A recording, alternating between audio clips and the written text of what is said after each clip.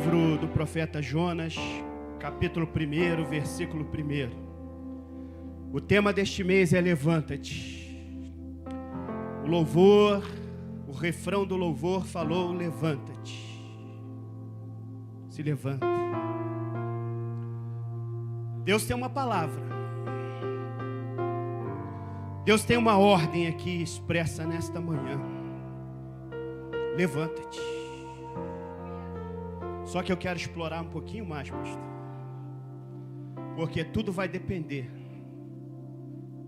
de como você vai reagir ao levanta-te de Deus. Dependendo, você vai viver a maior virada na tua vida. Mas dependendo também da tua reação,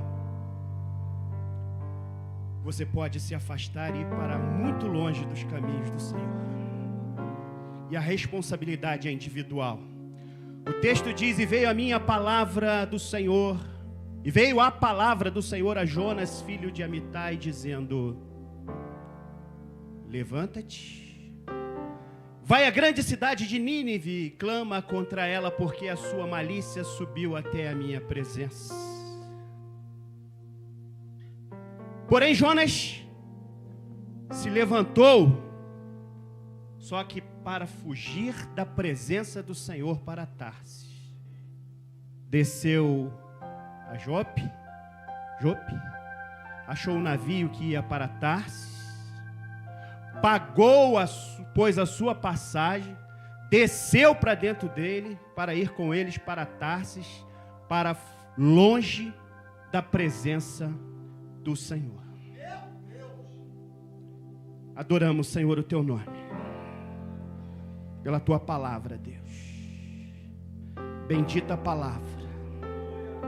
palavra que cura, que restaura,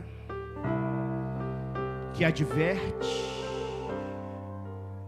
mas que sempre é uma bênção para as nossas vidas. Os escritores já morreram, mas o autor está vivo, aleluia. E se o autor está vivo, pode dar vida a esta palavra, e nos dias de hoje ainda falar com a tua igreja. Senhor, fica à vontade, que não haja barreiras, Senhor, que cada um de nós possamos nos esvaziar de nós mesmos, porque só assim podemos ser cheios do teu Santo Espírito. Senhor, opera em nossos corações, é o que nós te pedimos, orando em nome de Jesus, amém. A igreja pode se sentar. Quando nós meditamos na palavra de Deus para trazer para a igreja, primeiro, Deus ele fala com a vida do pregador.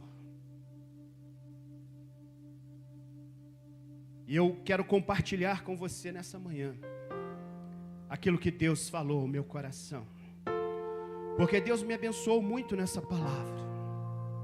Deus falou muito ao meu coração através desta palavra. Trouxe alegria, trouxe renovo, mas eu apanhei também. E eu não vou ficar com isso sozinho, não. Como dizem os profetas, eu não vou engolir o rolo, não. É isso aí, né, Jorge? Patrícia, não pode engolir o rolo, não, né? Tem que entregar. Então, eu não vou nem me desculpar, porque não foi eu, foi o Senhor. Jonas, normalmente quando falamos sobre Jonas, nós falamos do livro de Jonas. Tem sempre aquele contexto em que mostra que é a história de alguém que está fugindo do chamado. Muitas vezes a gente associa até, não, Deus chamou a pessoa para um ministério e a pessoa escolheu outra profissão, está fugindo, ou Deus deu uma direção. Mas o livro do profeta Jonas, ele tem um detalhe muito interessante, diferente de muitos outros livros. O livro do profeta Jonas, ele mostra ali, sem sem maquiagem, sem nenhum, assim, vamos dizer, de uma forma muito direta, a humanidade de um homem. Um homem na sua essência, na sua humanidade, um profeta chamado por Deus. E eu já ouvi, às vezes, até outras pregações dizendo que Jonas, ele não quis ir pregar para os ninivitas porque ele tinha medo. Porque ele ficou com medo, porque era um povo cruel, era um povo bárbaro. Eu não compactuo desse pensamento. Porque Jonas era um profeta. E o profeta estava acostumado a entregar a profecia em tempo e fora de tempo, na ótica humana. O profeta não fugia ao desafio, mas assim como cada um de nós, o profeta também tinha a sua humanidade, e o profeta às vezes exercia o direito do livre-arbítrio. Você tem alguma base bíblica para dizer que Jonas não tinha medo de pregar ou profetizar? Segundo o livro dos Reis, se puder projetar, capítulo 2 Reis, capítulo 14, versículo 23 a 27. Nesse momento aqui, Jeroboão II, aqui já era Jeroboão II, ele começou a reinar. E a palavra diz, continua ali, que ele era filho de Joás, rei de Israel, reinou 40 anos, mais um pouquinho. E fez o que era mal aos olhos do Senhor. E nunca se apartou dos pecados de Jeroboão, primeiro, né? Filho de Nabate, que fez pecar Israel. Aí, outro fato que conta sobre ele, que ele restringiu os termos de Israel, tá? Até o mar. Pode passar. Conforme a palavra do Senhor Deus de Israel, que falou pelo ministério do seu servo Jonas, mesmo Jonas, continua, filho do profeta Amitai, o qual era de Gade. Então, Jonas não tinha medo. Jeroboão II era um homem muito duro, fez o que era mal aos olhos do Senhor, não seguiu os preceitos, ele seguiu, né, a mesma linha do primeiro, em continuar pecando.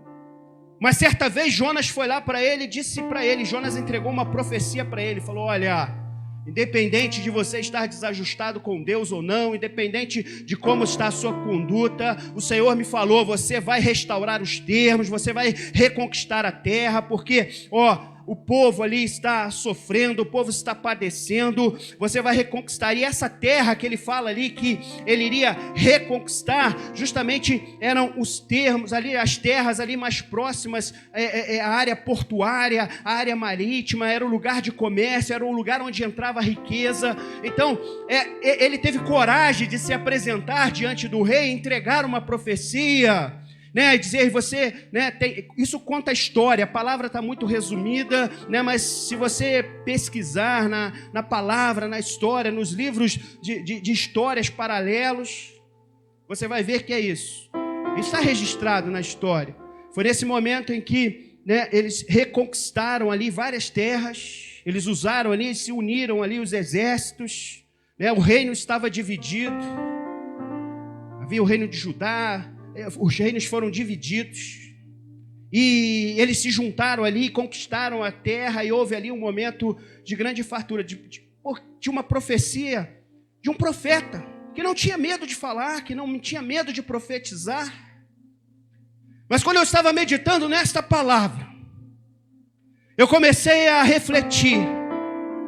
Cada um de nós hoje temos um chamado de sermos profetas do Senhor, de levarmos a mensagem, Porque no passado Deus usava o profeta para entregar, para profetizar tudo aquilo que Deus iria fazer na terra. Deus levantava os seus profetas e os profetas diziam: assim diz o Senhor.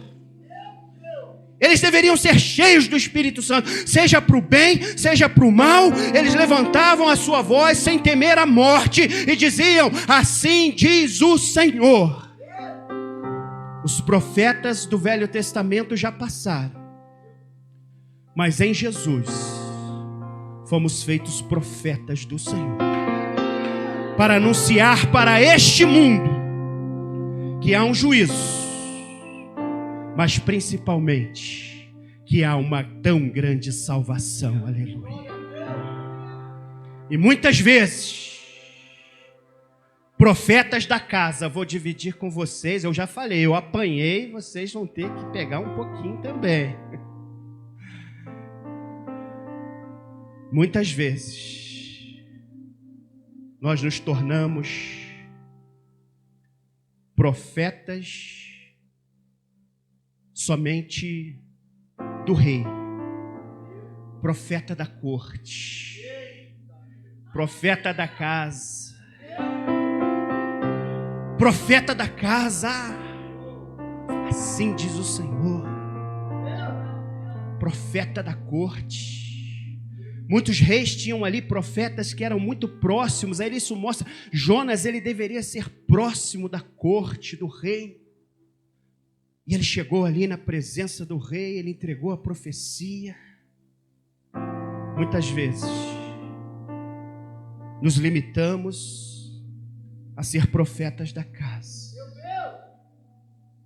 Mas a obra de Deus, o propósito de Deus,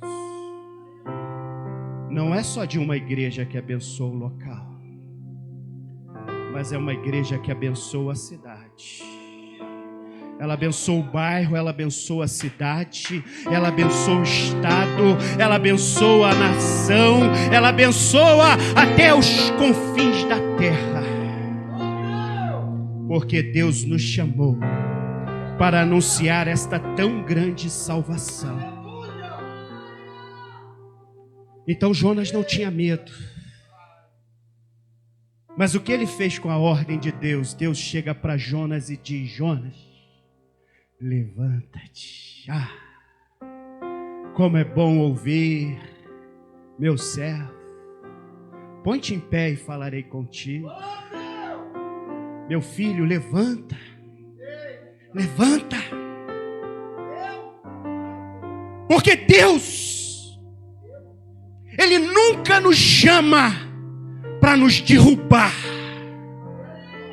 Isso quem faz é o adversário das nossas almas. Ele nos humilha, ele nos derruba, ele nos rouba, ele nos saqueia, ele, se possível, nos leva à sepultura. Mas Deus não faz isso, não. Deus é aquele que nos levanta.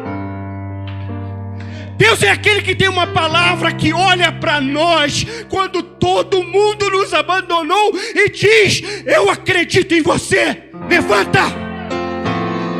Levanta! Levanta! Meus irmãos, e por incrível que pareça, a palavra diz assim: Jonas se levantou. Aí os mais desavisados, glória a Deus, aleluia. Mas a palavra diz que ele se levantou, não para cumprir o chamado. Ele se levantou para fugir da face do Senhor. Ele se levantou para fugir da presença do Senhor. E nós já descobrimos, não por medo,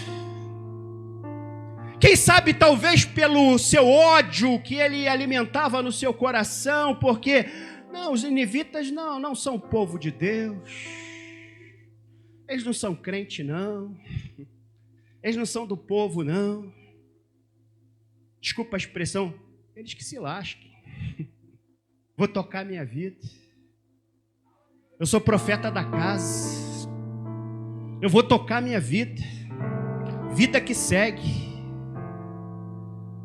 Meus irmãos, e interessante que Jonas começa um processo na sua vida, quando ele toma a decisão errada, quando ele não cumpre o levanta-te no centro da vontade de Deus, acontece justamente o oposto na vida dele. Ao invés de se levantar, romper, ir para cima, diz a palavra que ele já começa descendo para Jope. É a primeira queda. Mas até aí, tudo bem. Até Jope, tudo bem. Jope era uma cidade litorânea. A história mostra que era um dos portos mais antigos. Ali tinha muita história. Jope era, vamos entender Jope hoje como um ponto de reflexão, um limite. Jope era como se fosse um limite. Por que um limite? Muitos profetas, quando foram chamados para profetizar, eles não tiveram essa mesma atitude de Jonas, de aceitar de imediato, porque Jonas, aparentemente, ele se levantou, o levanta-te de Deus, e a palavra diz que ele se levantou, ele não questionou ali, ele não fez nada, ele só se levantou, só que ele foi totalmente o contrário. Então vamos dizer, ele teve uma atitude, uma reação muito rápida, só que totalmente para a direção errada. Aí nós encontramos outros profetas na vida, por exemplo, outros profetas na Bíblia, por exemplo, Jeremias, que era conhecido como o profeta chorão, né? Deus mandou ele, antes dele entregar, o que aquele homem chorou? Ele chorava, ele lamentava, e ele ficava, e ele relutava. Isaías, né, foi chamado, primeiro ele teve que ter aquela visão, ele teve que ver aquela glória, visão, ele teve que ter os seus lábios purificados e tal, só aí ele foi, e vários foram assim, muitos foram assim, porque essa faz parte da humanidade do profeta, porque somos profetas, somos servos, somos nova criatura em Cristo Jesus, mas aqui dentro é sangue, aqui é carne. Aqui tem pensamentos de vida, mas tem pensamentos de morte. Aqui vem bons pensamentos, mas vem maus pensamentos.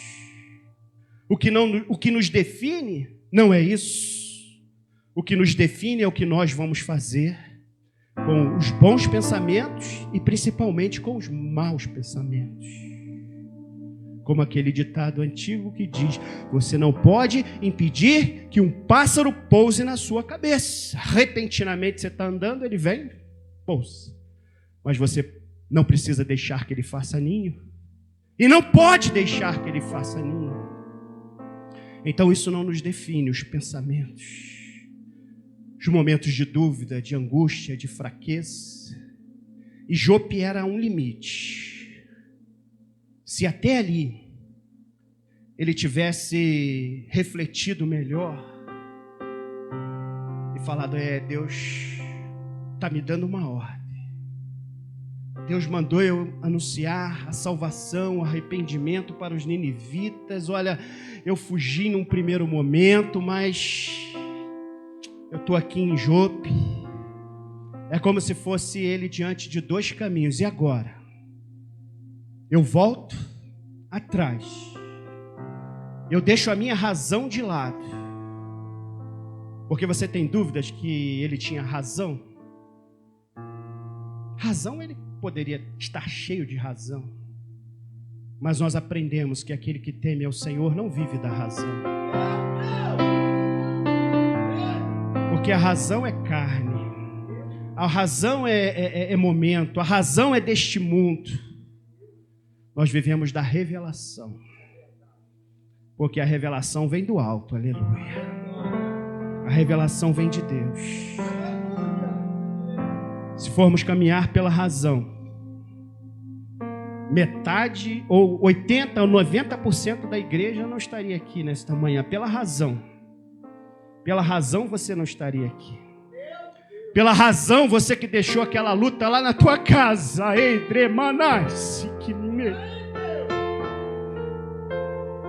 Pela razão, você que deixou aquele problema lá para resolver, você não estaria aqui nesta manhã. Pela razão, você sabe aquela luta que está te esperando amanhã de manhã, você não estaria aqui. Mas você está aqui pela revelação e pela unção de que há um Deus te dizendo: levanta-te. Muitas vezes chegamos a Jope, chegamos no limite. Eu encontrei na Bíblia também um outro homem de Deus, comum como cada um de nós, complicado, brigão, encrenqueiro,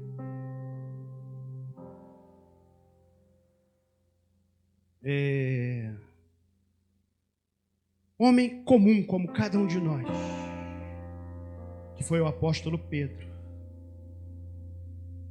Nós encontramos este homem em uma situação não por coincidência, porque a palavra de Deus não há coincidências, ela é toda interligada. Porque, como falamos, os autores foram muitos e já morreram. Os escritores foram muitos e já morreram.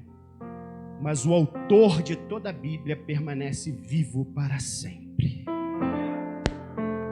E nós encontramos em Atos dos Apóstolos, no capítulo 10, uma situação em que Pedro está lá em Jope.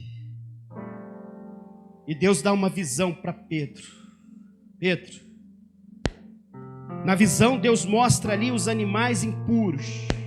Ele tinha fome, e Deus mostra ali um lençol e muitos animais, e Deus diz para ele: come. E ele diz: não, eu não posso comer. A minha tradição diz, que eu não posso comer esses animais, são impuros. A tradição diz que eu não posso me alimentar deles.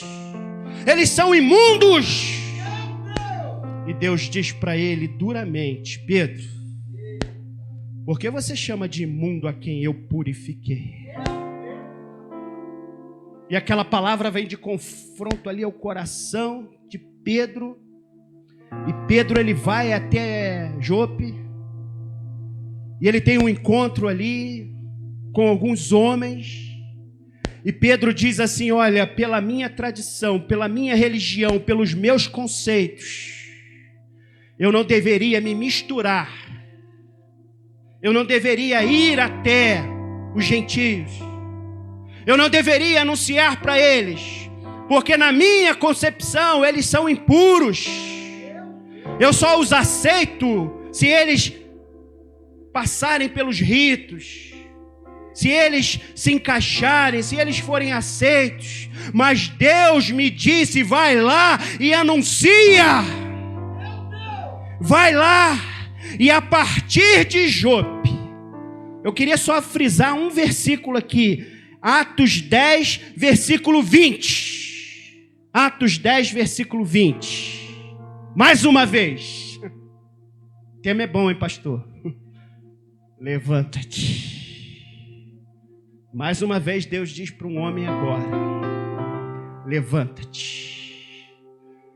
Levanta, desce, vai com eles, e não duvidando, porque eu os enviei. Vai lá, levanta! E a palavra de Deus diz que Pedro se levantou não para fugir, mas para cumprir o propósito de Deus.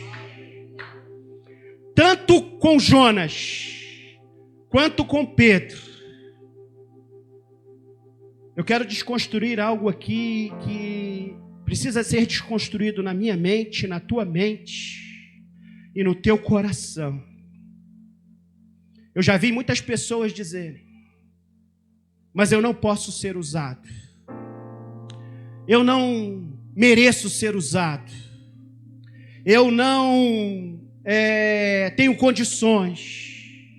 Eu não sei falar. Moisés disse: eu sou pesado de língua, eu não sei falar. E até hoje, muitas pessoas estão no nosso meio dizer: você não sabe a história da minha família, você não sabe a minha trajetória, você não sabe o que eu fiz, você não sabe o quanto eu sou limitado. Eu quero desconstruir algo aqui na tua vida, assim como foi desconstruído na vida de Jonas, na vida de Pedro. Para de pensar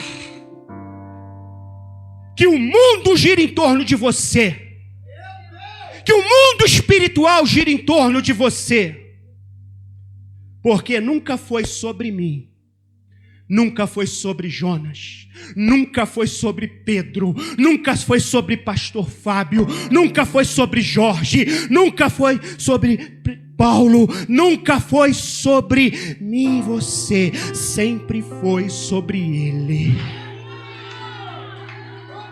Porque dele, e por ele, e para ele são todas as coisas. Agora, essa desconstrução, ela traz um peso de responsabilidade sobre as nossas vidas. Porque quando nós chegamos a Jope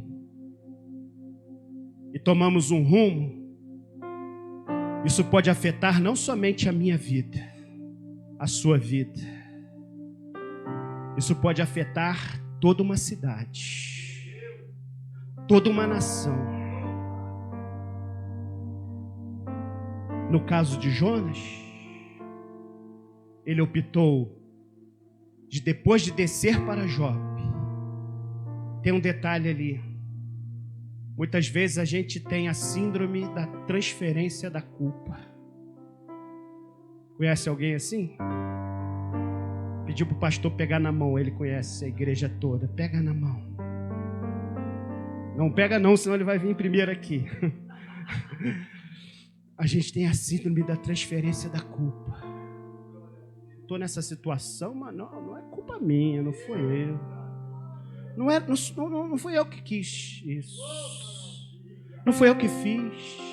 Olha, eu tô sofrendo isso. Foi por causa da criação, ou foi por causa disso, ou foi... É a síndrome da transferência de culpa. Mas a palavra diz lá, está registrado lá, vai lá ler. Diz que ele desceu para Jope. Ele pagou a passagem com dinheiro próprio. Olha aí, quantas pessoas que estão transferindo a culpa daquilo que estão vivendo hoje, mas você pagou a passagem com o teu dinheiro. Você procurou. Você foi atrás. A orientação de Deus era: vai para um lado, você foi para o outro. A orientação é: vai para a direita, você foi para a esquerda. Misericórdia. A orientação de Deus. E não adianta transferir a culpa, porque diz que ele pagou a passagem. Ninguém diz assim: alguém deu uma passagem de presente para Jonas e foi lá e obrigou ele a entrar no navio. Está escrito isso? Não. Está escrito que ele pegou, comprou a passagem, pagou por ela, entrou dentro do navio. E daí foi só queda. Desceu até Jope, desceu para o porão do navio, desceu para Tarsis, desceu para o fundo do mar. Se eu parasse a palavra aqui, ia ficar só na misericórdia. Senhor, tem misericórdia da minha vida. Que palavra dura, presbítero. Tanto tempo sem pregar.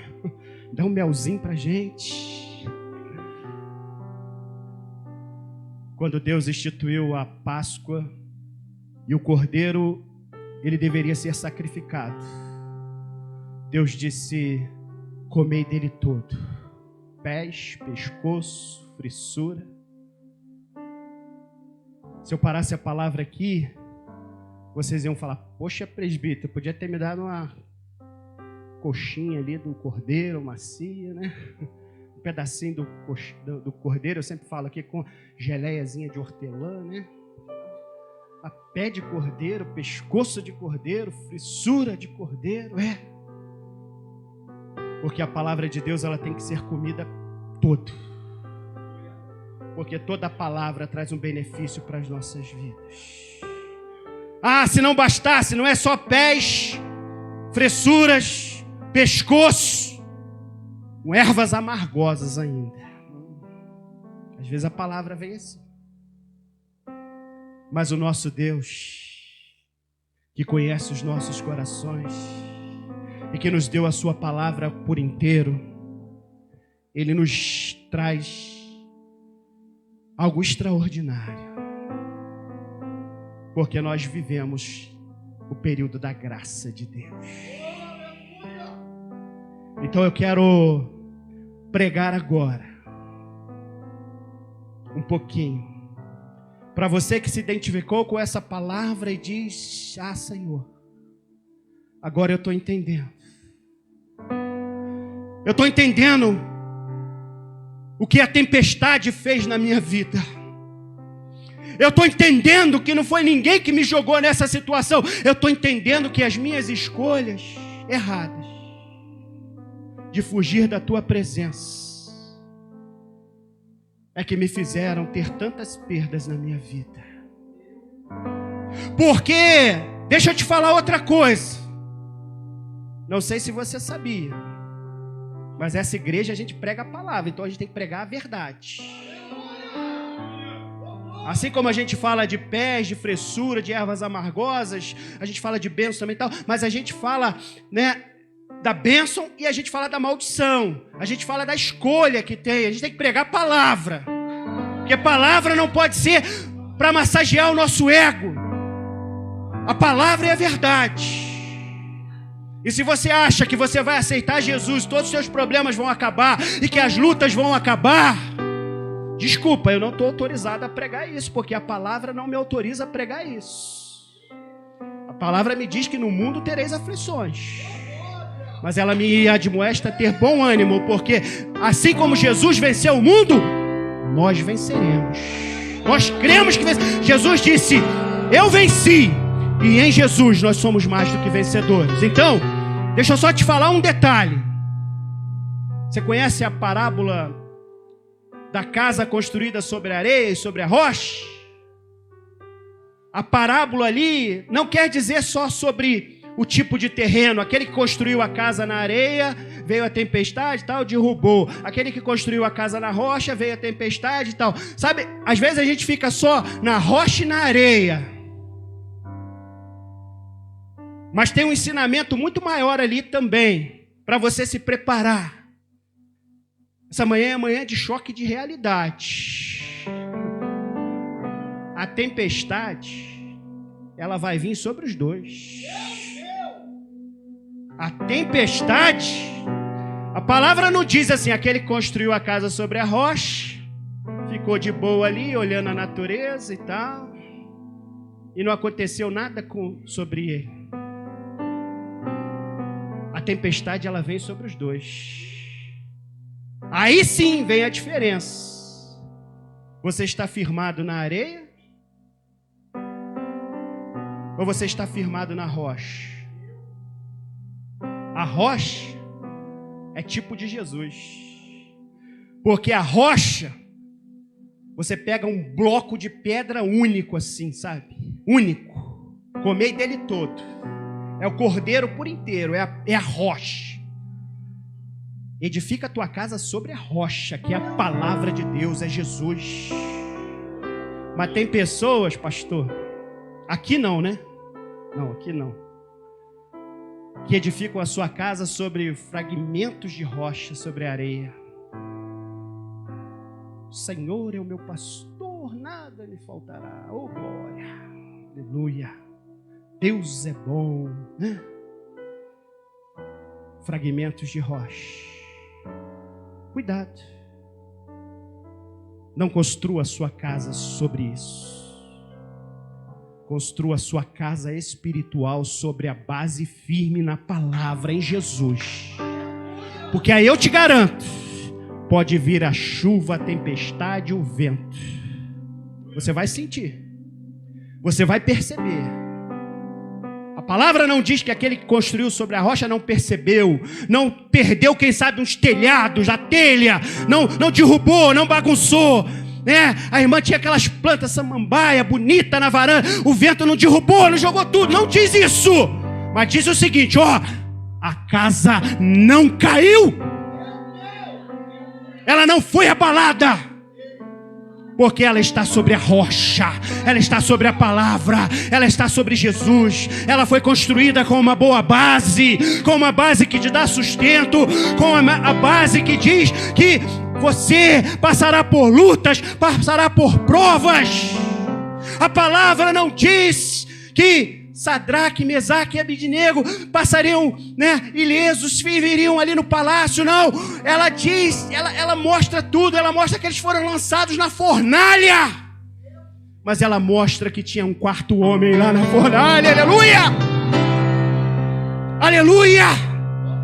Então nesta manhã, eu estou aqui para te dizer que há um novo levanta-te de Deus para a tua vida.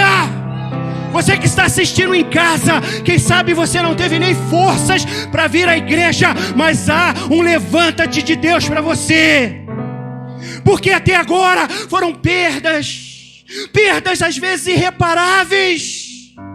Quando Jonas entrou naquele navio, ele não só fez mal para ele, mas ele fez mal para aqueles que estavam à volta. As tuas atitudes, as minhas atitudes, quem vos fala, irmãos, as minhas atitudes. Quanto mal eu fiz, mas não tinha intenção de fazer, não, mas fez. Quantas coisas à nossa volta são destruídas pelas nossas atitudes.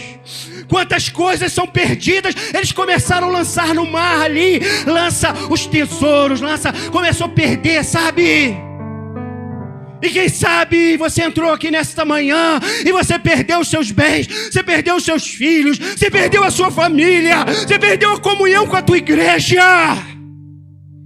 Foram perdas, porque um dia você deixou de caminhar no centro da vontade de Deus. E você estava vivendo a vida contrária. Mas o evangelho que nós pregamos é um evangelho de restauração. Porque se no capítulo 1, versículo 1, Deus manda Jonas se levantar e ir, e ele vai para o caminho oposto. Projeta para mim o capítulo 3. Porque há um capítulo 3 para cada um de nós aqui nesta manhã. Há um capítulo 3 aqui na minha vida e na tua história. E veio a palavra do Senhor a segunda vez a Jonas dizendo: levanta-te. Veio a palavra do Senhor a segunda vez dizendo: levanta-te. Agora sabe o que Deus está falando aí? Eu sou um Deus de misericórdia, eu sou um Deus de renovo, eu sou um Deus de reconciliação. Eu não quero ver o capítulo 1 da tua vida, não. Eu tenho um capítulo 3 para a tua vida, eu tenho um capítulo 3 para a tua história. E você pode dizer: Senhor, mas eu já perdi tanto. Senhor, eu já perdi meus bens, eu perdi minha família, eu perdi meu casamento. Senhor, eu perdi o rumo da minha vida. Não importa, há um capítulo 3 para a tua vida aqui nesta manhã. Levanta-te, aleluia. Levanta-te. Se levanta, é tempo de reconciliação. Você não está diante de homens, não, porque o homem olha para você e vai te julgar. Eu não te perdoo. Eu não perdoo o que você fez comigo. Eu não te aceito. Mas Deus vai olhar e Ele vai enxergar lá dentro do teu coração. Ele vai dizer: vinde, benditos de meu Pai, vinde, vem, sabe por quê? Porque não é sobre você. No caso de Jonas, além dele, além do comandante do navio, de todos aqueles que estavam no navio, ainda havia uma cidade com 120, a palavra diz assim, mais de 120 mil pessoas, fora animais. No No caso de Jonas, não era só sobre ele. No caso de Pedro, a dimensão se tornou maior, porque foi no período da graça, depois de Jesus. Não era só sobre ele. Era sobre mim e você também, porque eu não sei você, mas eu não tenho sangue judaico. Eu não sou da descendência de Israel. Então eu louvo a Deus pelo irmão Pedro, pelo dia que ele desceu a Jope e resolveu não fugir da presença e da graça de Deus, e veio anunciar o evangelho para mim. Chegou até mim, que não fazia parte do povo de Deus, que era gentil, mas que hoje foi alcançado pela graça e misericórdia de Jesus. Veja como as tuas decisões podem mudar toda a trajetória. E nessa manhã, dia 8 de setembro de 2024, ontem foi 7 de setembro, Independência. Hoje, 8 de setembro, marca no teu calendário. Deus vai dar uma virada na tua vida. Dar uma virada na tua história. Porque Ele vai... mas você não sabe a minha vida. Eu já cheguei, no fundo do poço. Jonas estava no fundo do mar. Mas eu já perdi tudo. Jonas perdeu tudo, perdeu a bagagem, perdeu tudo que ele levou, a malinha que ele levou, não sei o que ele levou, não sei se ele tinha uma joiazinha, alguma coisa, não sei. Perdeu tudo. Estava no fundo do mar. Mas Deus foi lá e achou ele. E Deus te achou nessa manhã. Mas você não conhece a minha história. Eu não conheço, mas Deus conhece. Você não sabe o que eu estou passando. Não sei, mas Deus sabe. Eu não conheço a sua história por completo. Eu não conheço a tua situação. E eu não sei. Mas eu conheço o Deus que fez a promessa. E eu gostaria de finalizar nesta manhã com uma palavra. Uma palavra para o teu coração, que ao mesmo tempo que é uma palavra já chamando a equipe de louvor. Vem para cá. Ao mesmo tempo que é uma palavra de um levanta-te, de uma nova oportunidade. Chega de descer. Chega de descer, chega de descer, chega de gastar teu dinheiro naquilo que não traz resultado. Isaías diz assim: porque gastais o dinheiro naquilo que não é pão, Pega de graça vinho e leite, tem a presença do Senhor, tem o Espírito Santo sendo derramado sobre a tua vida. Para de gastar teu tempo, tua saúde, para de andar segundo a vontade do teu coração. Nesta manhã é noite de recomeço, e eu quero declarar uma palavra agora sobre a vida da igreja nesta manhã, que está em Joel capítulo 2, versículo 25 a 27. Joel 2, 25 a 27. E você já vai se colocar de pé comigo, e eu quero declarar esta palavra na tua vida. Eu quero declarar, porque até aqui você só desceu, mas você chegou agora. Deus te colocou ali de novo em Jope. É o ponto de decisão hoje. Hoje você vai ter que tomar essa decisão: ou eu vou continuar descendo, ou eu vou continuar tendo perdas, ou eu vou continuar indo rumo abaixo, para profundezas do inferno, ou eu vou tomar uma decisão, uma vitória na minha vida. E a palavra de Deus, ela diz: restituo-vos-ei os anos que comeu o gafanhoto. Restituo-vos-ei. Rolou a língua. Os anos que comeram o gafanhoto, a lacusta, o pulgão, a lagarta, o meu grande exército que enviei contra vós, e comereis abundantemente, e vos fartareis, e louvareis o nome do vosso Deus, que procedeu para convosco maravilhosamente. E o meu povo nunca mais será envergonhado. E vós sabereis que eu estou no meio de Israel, no meio da igreja, porque a igreja é o Israel espiritual de Deus. Que eu sou o Senhor vosso Deus, e que não há outro não há outro, e o meu povo nunca mais será envergonhado. A tua família não será envergonhada, os teus filhos não serão envergonhados, você não vai envergonhar mais, o meu povo não será envergonhado, porque nessa manhã Deus diz: levanta-te, aleluia, louve ao Senhor, adore ao Senhor. É manhã de restituição, é manhã de recomeço, é manhã de decisão. O que você vai fazer com a tua vida, com a tua história a partir de hoje, está nas tuas mãos.